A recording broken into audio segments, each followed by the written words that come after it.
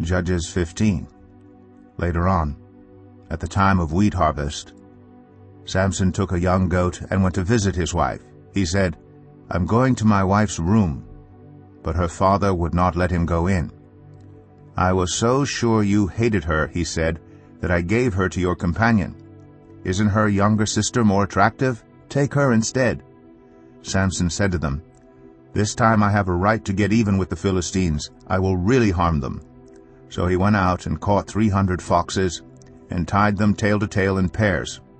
He then fastened a torch to every pair of tails, lit the torches, and let the foxes loose in the standing grain of the Philistines. He burned up the shocks and standing grain together with the vineyards and olive groves. When the Philistines asked, "Who did this?" they were told, "Samson, the Timnite's son-in-law, because his wife was given to his companion." So the Philistines went up and burned her and her father to death. Samson said to them, "Since you've acted like this, I swear that I won't stop until I get my revenge on you." He attacked them viciously and slaughtered many of them. Then he went down and stayed in a cave in the rock of Etam. The Philistines went up and camped in Judah, spreading out near Lehi. The people of Judah asked, "Why have you come to fight us?" "We have come to take Samson prisoner," they answered, "to do to him as he did to us." Then 3,000 men from Judah went down to the cave in the rock of Etam and said to Samson, "Don't you realize that the Philistines are rulers over us?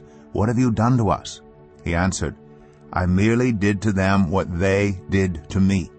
They said to him, "We've come to tie you up and hand you over to the Philistines." Samson said, "Swear to me that you won't kill me yourselves."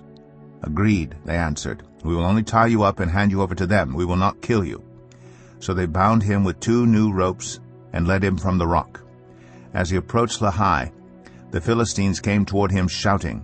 The Spirit of the Lord came powerfully upon him. The ropes on his arms became like charred flax, and the bindings dropped from his hands. Finding a fresh jawbone of a donkey, he grabbed it and struck down 1,000 men. Then Samson said, "With a donkey's jawbone I have made donkeys of them.